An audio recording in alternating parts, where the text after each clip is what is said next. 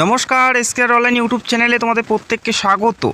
যারা তোমরা WBSSC group C এবং গ্রুপ ডিতে পরীক্ষা দিয়েছো, ইতিমধ্যে তোমরা প্রায় প্রত্যেকেই জানো যে WBSSCর তরফ থেকে স্কোর কার্ড খুব তাড়াতাড়ি পাবলিশ হতে যাচ্ছে।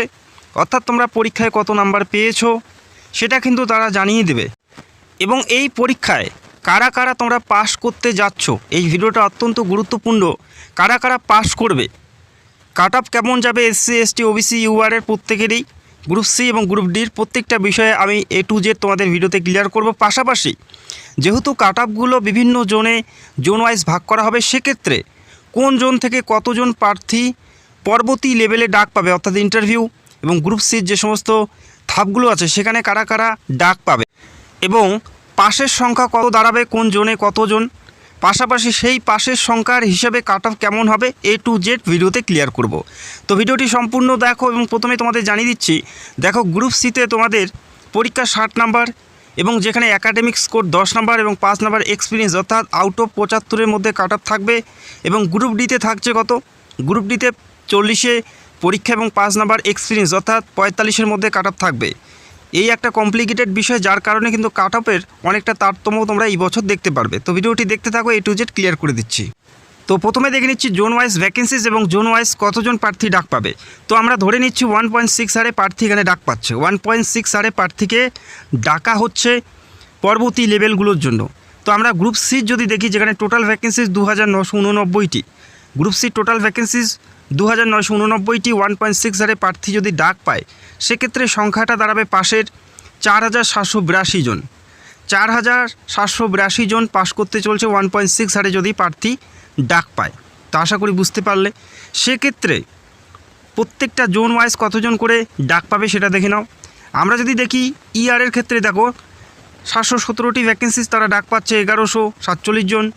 NR-এর ক্ষেত্রে 615টি ভ্যাকেন্সিজ, তারা ডাক পাচ্ছে 984 জন। ঠিক একইভাবে SCR-এর ক্ষেত্রে দেখো 443টি শূন্যপদ, ডাক পাবে কত, 708 জন। ঠিক একইভাবে SR-এর ক্ষেত্রে দেখো, সাউথ রিজিয়নের ক্ষেত্রে দেখো 491টি শূন্যপদ, যেখানে 785 জন ডাক পাচ্ছে। ঠিক একইভাবে WR ওয়েস্টার্ন রিজিয়নের ক্ষেত্রে দেখো 723 জন ভ্যাকেন্সিজ, 723টি ভ্যাকেন্সিজ, ডাক পাচ্ছে 1156 জন। তো এটা হচ্ছে মোট পাশের সংখ্যা। এবং এই যে পাশের সংখ্যাগুলো দেখছো, তারা কতর মধ্যে কাট অফ ক্লিয়ার করে পাস করেছে সেটা কিন্তু আমি ভিডিওতে ক্লিয়ার করব। এবং প্রতিটি জোনে আলাদা আলাদা কাট অফ তোমরা দেখতে পারবে। তো আমি একটি বেসিক সম্ভাব্য কাট অফ আমি তুলে ধরবো। গ্রুপ ডি যদি দেখি, দেখো যেখানে টোটাল ভ্যাকেন্সিজ 5489টি, 1.6 হারে প্রার্থী ডাক পেলে 8782 জন পরীক্ষায় পাস করতে চলছে এবং পরবর্তী লেভেলে ডাক পাবে ইন্টারভিউর জন্য।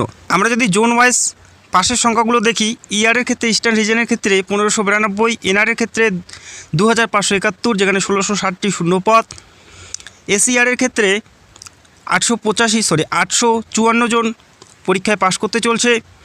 WR-এর ক্ষেত্রে দেখো 1673টি শূন্যপদ, সেখানে পাশের সংখ্যা দাঁড়াচ্ছে 2676 জন। তো আশা করি বুঝতে পারলে এই সংখ্যাগুলো কিন্তু পরবর্তী লেভেলে ডাক পাচ্ছে, এবং তারা কতর মধ্যে কাট অফ ক্লিয়ার করে পরবর্তী লেভেলে ডাক পাচ্ছে সেটাও আমরা এই মুহূর্তে দেখে নিচ্ছি। তো বারংবার রিকোয়েস্ট করছি ভিডিওটি অবশ্যই সম্পূর্ণ দেখো।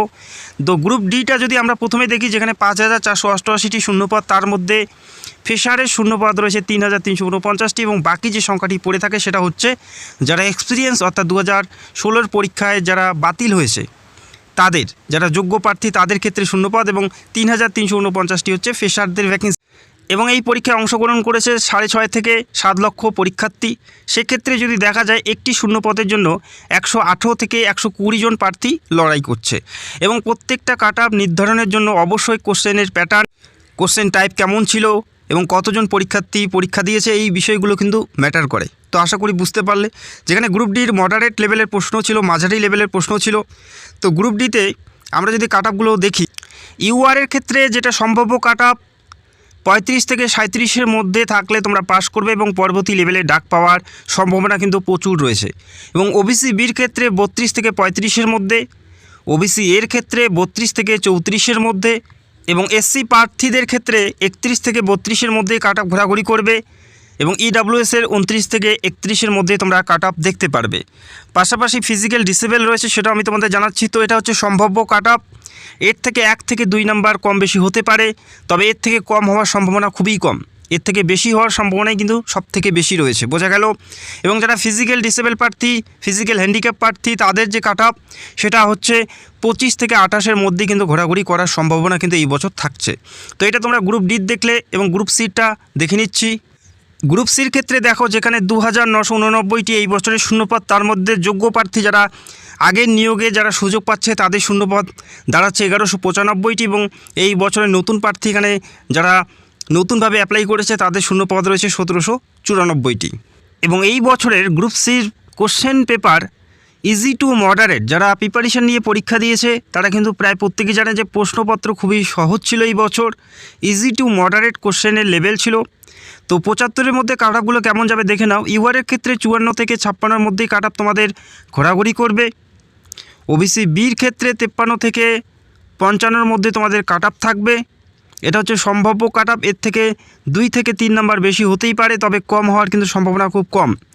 ওবিসি বির ক্ষেত্রে 53 থেকে 55, ওবিসি এর ক্ষেত্রে 52 থেকে 54, এবং এসসি কাস্ট যারা আছে তাদের ক্ষেত্রে 51 থেকে 53-এর মধ্যে কাট অফ থাকবে। এসটি প্রার্থী 49 থেকে 50, এবং ফিজিক্যাল হ্যান্ডিক্যাপ যারা রয়েছে তাদের 46 থেকে 48-এর মধ্যেই কাট অফ কিন্তু ঘোরাঘুরি করবে। তো আশা করি বুঝতে পারলে, এবং খুব তাড়াতাড়ি পরীক্ষার স্কোর কার্ড তোমরা জানতে পারবে। কয়েকদিনের মধ্যে তোমরা স্কোর কার্ড পেয়ে যাবে, এবং পরীক্ষার ফল অর্থাৎ রেজাল্ট নিয়ে কিন্তু অলরেডি WBSSC চেয়ারপারসন জানিয়েছে যে জুলাইয়ের আগে কোনো রকমভাবে ফল প্রকাশিত হচ্ছে না। জুলাইয়ের আগে কোনো ধরনের ফল প্রকাশিত হবে না, অর্থাৎ জুলাইয়ের পরেই কিন্তু তোমাদের ফল প্রকাশিত হবে। তো তার আগে কিন্তু স্কোর কার্ড জানিয়ে দিচ্ছে যে কে কত অ্যান্সারিং করেছে, কত পেয়েছে, প্রত্যেকটা বিষয় কিন্তু তারা জানিয়ে দেবে। তবে রেজাল্ট কিন্তু দেরি হচ্ছে, সেটা কিন্তু অলরেডি তারা জানিয়ে দিয়েছে। তো আশা করি বুঝতে পারলে, তোমরা কোন জোন থেকে পরীক্ষা দিয়েছো, তোমাদের প্রাপ্ত স্কোর কত হচ্ছে সেটা অবশ্যই কমেন্ট করবে। এই নিয়োগ সংক্রান্ত যদি কোনো আপডেট আসে সবার আগে আমি ভিডিও করে তোমাদের জানানোর চেষ্টা করব।